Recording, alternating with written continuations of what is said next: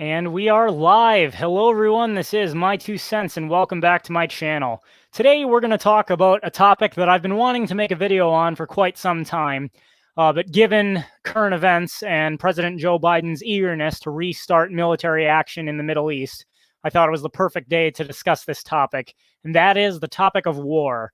Its importance to the state, its impact through world history, and perhaps more importantly, the real economic effects of warfare, because there's a lot of misinformation about the real economic impact of warfare that is peddled to the masses, and people accept it uncritically, like they do everything else.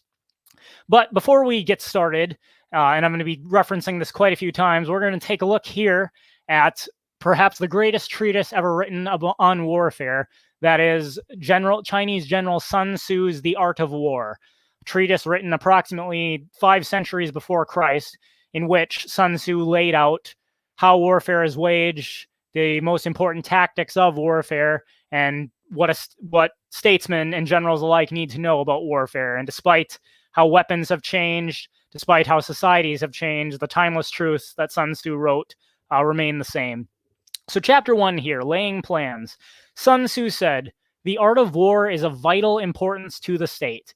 And indeed it is. If you think about it, what makes a state is the fact that it obtains its revenue not through peaceful voluntary transaction, but through coercion. And initially it does this with its own people, but as the state grows in its size and influence, it inevitably seeks to grow the number of people from which it can extract wealth, grow the size of its landmass from which it can extract wealth. To do this, it has to build a massive military and put that military to use. But of course, even Sun Tzu, as we'll see in later chapters, recognized that there was a limit to which the size to which the state could grow. There was a limit to which it could utilize warfare in order to amass resources for itself. And with that, let's take a look at what happened this week with President Joe Biden. So, the New York Times. With strikes in Syria, Biden confronts Iran's militant network.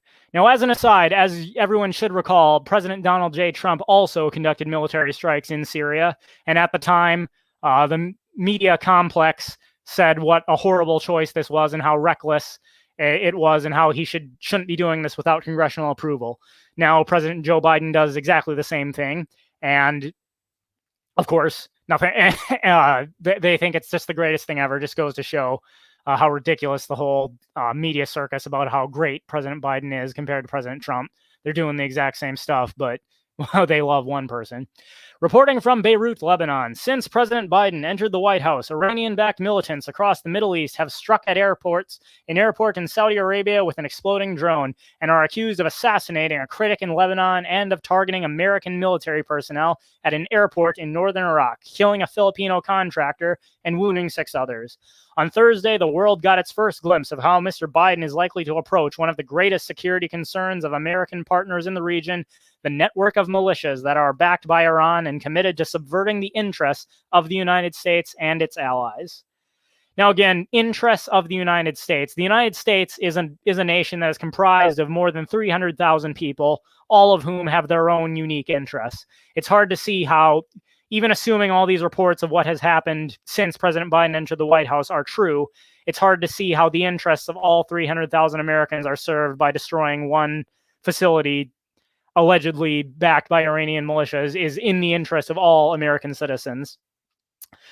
But the United States officials said that overnight airstrikes ordered by Mr. Biden hit a collection of buildings on the Syrian side of a border crossing with Iraq on Thursday and targeted members of the Iranian-backed militia Kataib Hezbollah and its affiliated group. Let's go down just a little bit more. While the exact death toll remains unclear, Mr. Biden appears to have calibrated the strikes, hoping they would cause enough damage to show that the United States would not allow rocket attacks like that on Erbil Airport in northern Iraq and on February 15th, but not so much as at risk of setting off a wider conflagration. He is putting his first red line, says Maha Yaha, the director of Carnegie Middle East Center in Beirut. So President Biden is protecting the interests of the all United States citizens abroad by attacking this facility within Syria, a sovereign nation, not run by a great individual, of course, but then there are plenty of nations around there that are not run by great individuals. How is this specific facility a threat to the interests of all U.S. individuals? The answer is, of course, it's not. We're fed these same talking points over and over again. These are defensive military actions, even though they weren't taking place. They did not take place inside the United States. They did not kill any United States citizens, one Filipino contractor apparently. But of course, this is in all, we have to take care of these threats before they grow, before they could come to threaten the United States. Never mind that, take that logic to its extreme and we'd have to invade every other country in the world, because every other country in the world, so long as it exists and is sovereign from the United States, could eventually grow up and end up attacking the U.S. and United States citizens. I think that argument proves far too much. So why then? And of course, we were told there were WMDs in Iraq, that Muammar Gaddafi was a greater threat to Libya than the terrorists that are currently running it now, and every other lie that the American people are told as to why the U.S. military needs to keep engaging in endless warfare, and why the American people need to keep funding all this warfare, despite the fact that there is no clear threat to national security, whatever that means. Well, of course, the answer to that is that anytime any country engages in warfare, it is inevitably to enrich some people at the expense of others. Now, contrary to popular belief, war is not good for the economy. War is only good for certain people that are not involved in warfare. If, for example, you are a defense manufacturer, you're the one building the tools of the trade, then of course warfare is good for you. The government is siphoning wealth from its other citizens and giving it to you so that it can use those weapons in warfare abroad. If you are a central bank or otherwise an investor who loans to governments, then of course warfare is good for you. Warfare increases the need for the state to fund itself, which means it has to borrow money. If you are an investor capable of loaning money to the states, then the more the state has to borrow, the higher the interest rates need to be in order to make it attractive to investors, then of course it's good for you. But the people who miss out are, of course, the people who lose in warfare are the people from whom the wealth is being extracted. And whether that's directly through taxation or whether it's through the debasement of their currency by printing more money to fund warfare, it is the American people that are being impoverished by warfare. Now, let's take a quick, and Sun Tzu himself, the great general who wrote about warfare, recognized this. So let's go ahead and take a look at that quickly. And for anybody who'd like to follow along, I put the link to The Art of War on my2centsvideos.com. The most recent post, which is for this stream, is I put a link there to where you can get the entirety of The Art of War in PDF format. So this was chapter 1, laying plans, but let's go ahead and head to chapter 2, waging war. Sun Tzu said, "In the operations of war, where there are in the field 1,000 swift chariots, as many heavy chariots, and 100,000 mail-clad soldiers, with provisions enough to carry them in 1,000 li, the expenditure at home and at the front, including entertainment of guests, small items such as glue and paint, and sums spent on chariots and armor, will reach a total of 1,000 ounces of silver per day." 1,000 ounces of silver per day. Just bear in mind, I think the current spot price of silver is something like $26.75. Such is the cost of raising an army of 100,000 men. And on that note, let's break quick and look at the current size of the U.S. military. The current size of the U.S. military. Active and reserve U.S. military force personnel by service branch and reserve component in 2019. 479,785 Army active duty, 336,392 Army National Guard, 332,528 Navy active duty, 878,000 Air Force active duty, 282,884 Army Reserve, 186,009 Marine Corps active duty, 107,197 Air National Guard, 102,415 Marine Corps Reserve, 103,678 Navy Reserve, 97,703 Air Force Reserve, 40,830 Coast Guard active duty, 7,629 Coast Guard Reserve. So Sun Tzu is talking about raising an army of 100,000 personnel, and that is the roughly current size of the US military. When you engage in actual fighting, Sun Tzu again, if victory is long in coming, the men's weapons will grow dull and their ardor will be dampened. If you lay siege to a town, you will exhaust your strength. If you keep blowing up all your bombs, you have to build more of them. We're not fighting with swords anymore, but the same principle holds the same in modern warfare. Again, if the campaign is protracted, the resources of the state will not be equal to the strain. Now, when your weapons are dulled, your ardor dampened, your strength exhausted, and your treasure spent, other chieftains will spring up to take advantage of your extremity. Then no man, however wise, will be able to avert the consequences that must ensue. Thus, though we have heard of stupid haste in war, cleverness has never been seen associated with long delays. And perhaps the most important point in Sun Tzu's entire treatise, there is no instance of a country having benefited from prolonged warfare. Let me say that again. There is no instance of a country having benefited from prolonged warfare. Why is that? Because, again, warfare, by definition, cannot enrich a nation. It can only enrich certain individuals at the expense of others. Now, the economic calculation in warfare, even putting aside the question of the morality of the state and the morality of extracting wealth from others by force, let's just look. Oh, Night Shift 10,000, I see your comments. Sorry, when I hadn't heard back from you, I assumed that you were unavailable. But we're continuing what I'm saying here. So there is, again, setting aside the question of the morality of the state and extracting wealth by force, there is, by its very nature, a limit to the amount of wealth that the state can extract by force. In theory, if a state is going to war, they can sell whatever crap to their citizens they want about how it's a defensive action against a rising threat that otherwise may attack us and, take away our liberties. They can talk about how they have WMDs or how this or that is a threat to national security, whatever that means. When the state goes to war, and inevitably does so for economic reasons, to secure resources for itself.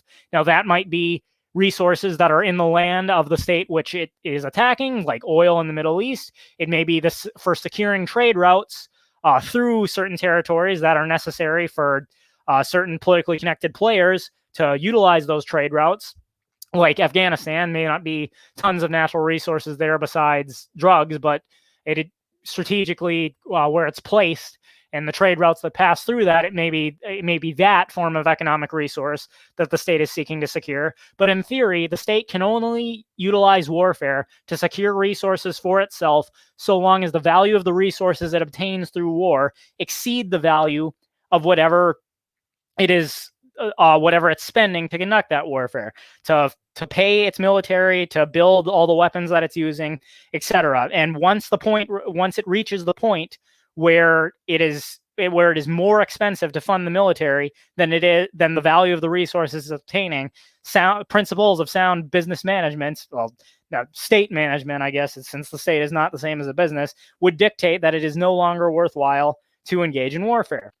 Of course, but again, war can continue to enrich certain people while impoverishing the masses, and like the people who are building the tools of the trade, they have a vested interest in keeping warfare going on forever. The central bankers, the investors that loan money to the state, they have a vested interest in warfare going on forever. So they of course buy off politicians, encourage them to continue warfare inevitably, and the state is forced to continue building up the size of its military, and continue expanding its borders, whether it's actually tearing down flags and making the nation formally part of itself, like wars of the past, or whether it's just nominally taking over a nation by building its military bases there, while allowing that nation to remain sovereign, like the U.S. military currently does now.